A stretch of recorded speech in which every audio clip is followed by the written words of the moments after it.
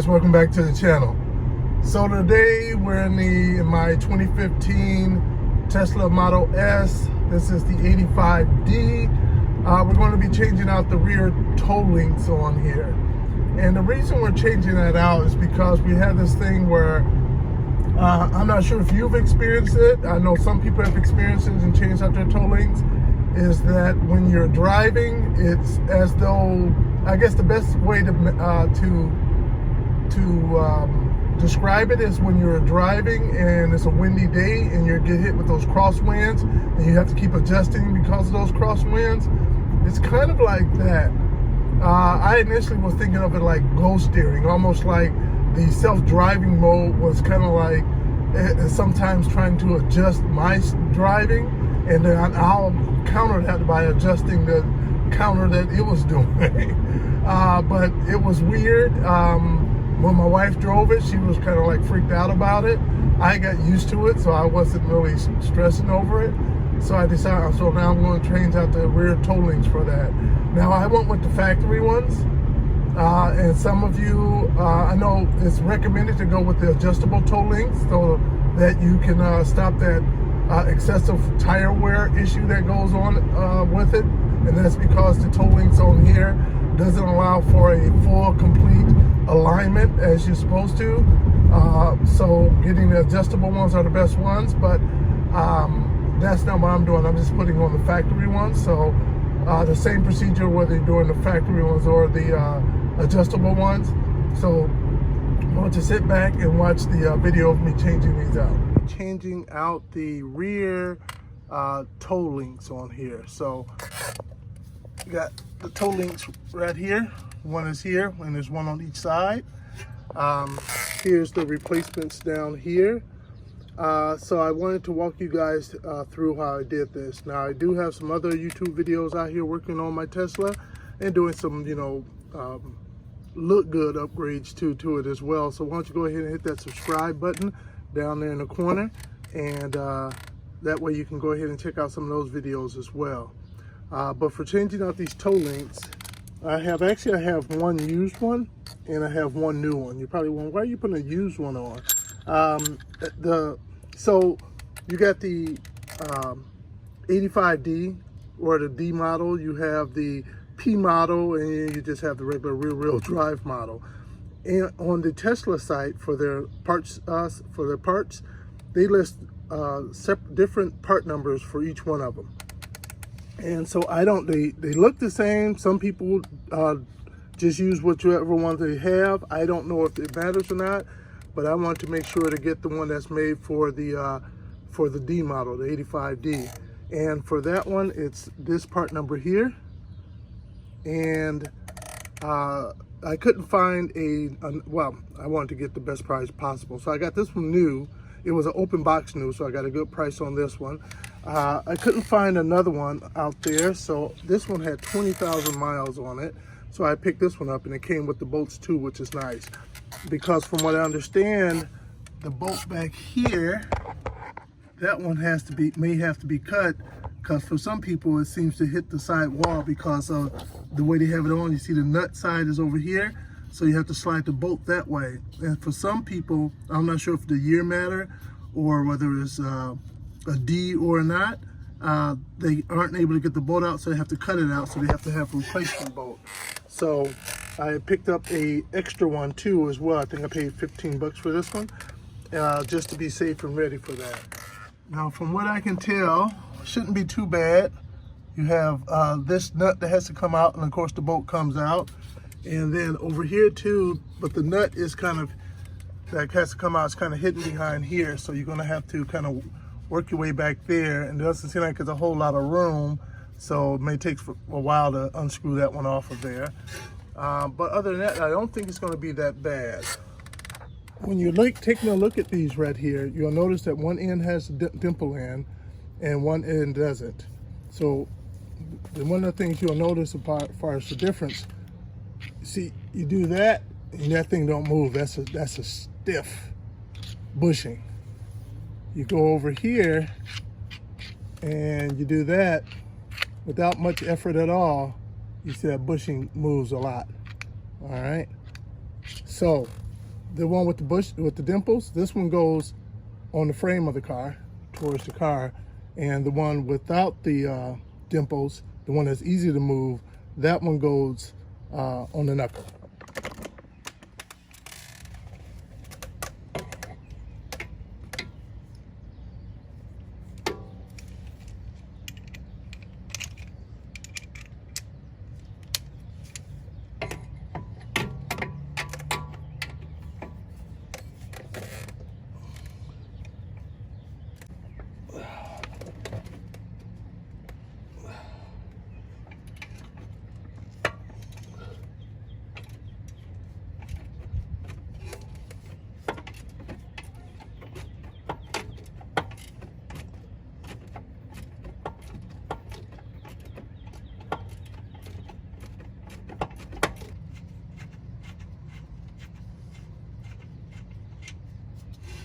All right, so I have the nut out. And before taking the bolt out, I want to go ahead and loosen this nut up over here. Because what may happen is, if I try to untighten this nut that's torqued down with this bolt out up here, this whole arm may start moving around, not letting me get the leverage and the torque I truly need. All right, one of the things I wanted you to point out to you guys. So as you can see there, from an alignment standpoint, that little washer, that little elongated washer for the alignment is pointing downward for me. So I want to just make sure to put it back in there in that same way.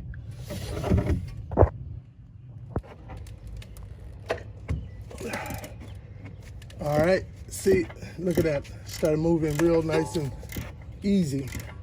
So now I'm going to take this right here and put it on the other side. It's one of those work smart, not hard kind of a thing.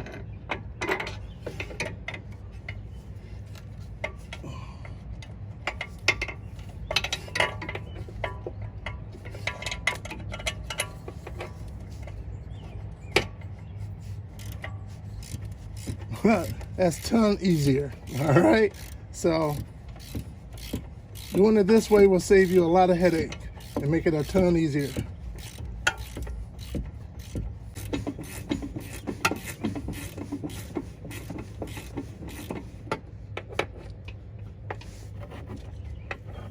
Well, there's the nut.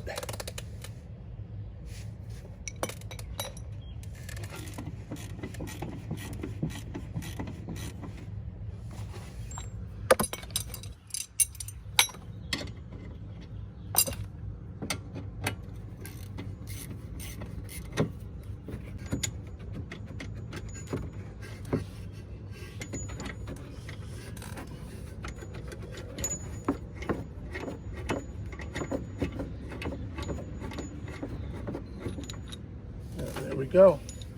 That bolt is out. And now it's time to see if that bolt needs to be cut or not. The moment of truth. Get you guys up in here so you can see.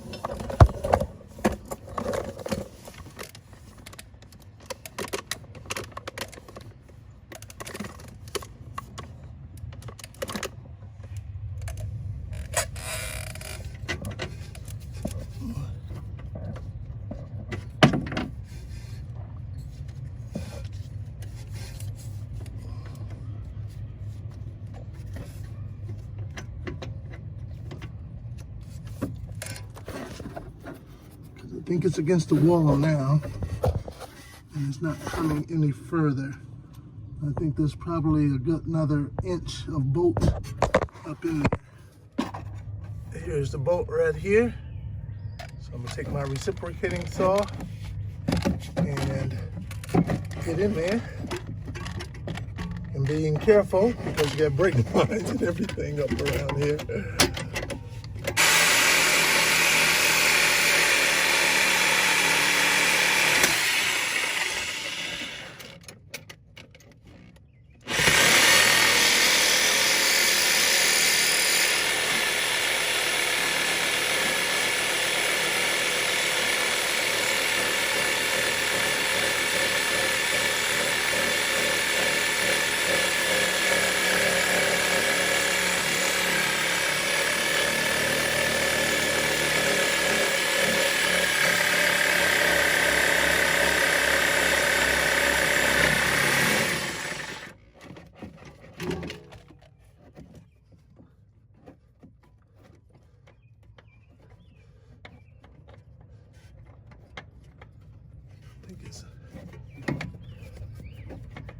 think it vibrated so much that it's on an angle enough where it may come on out.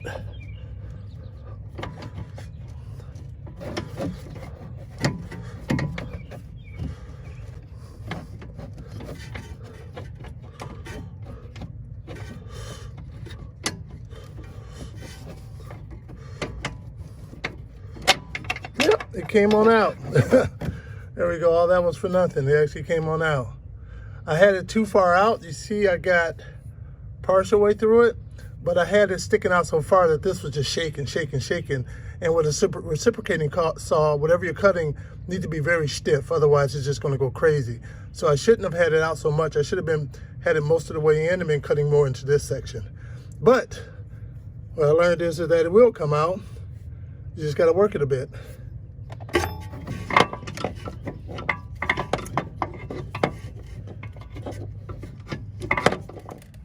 All right, so here's the old one. Well, I can tell that bushing isn't horrible. At least maybe under more.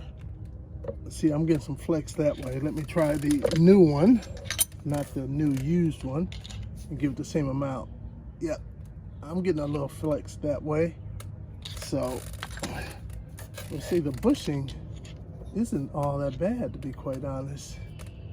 At least maybe when it's on a heavy car and driving down the road, that may be it. And this one down here, I would say it's definitely easier to move around than the other one.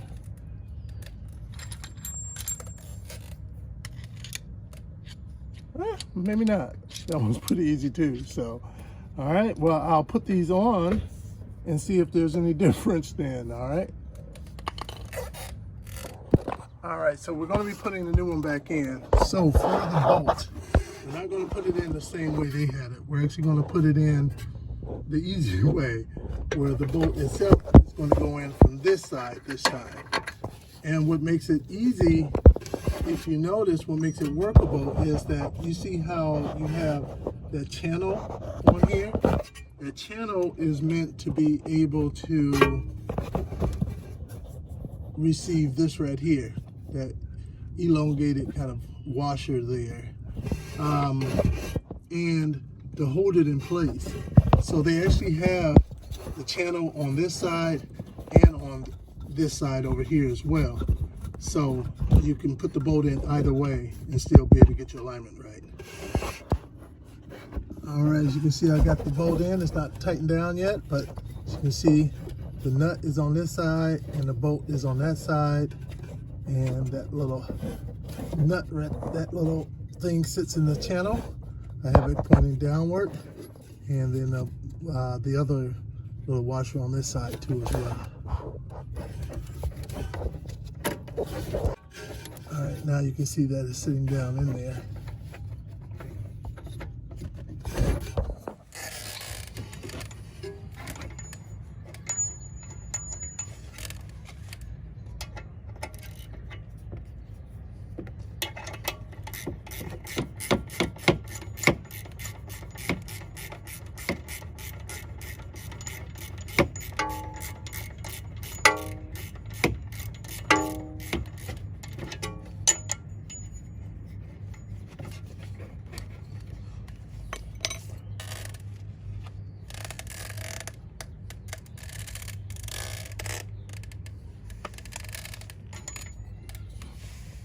Putting the nut on.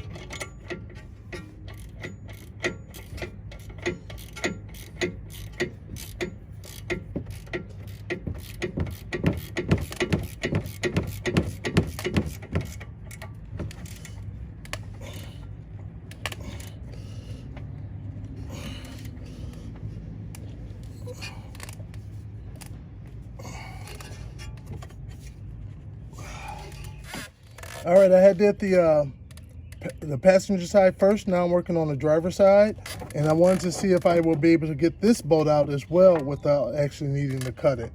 I've already taken the bolt out from the front up here and taken the nut out from back here as well. So now it's just to take the bolt out.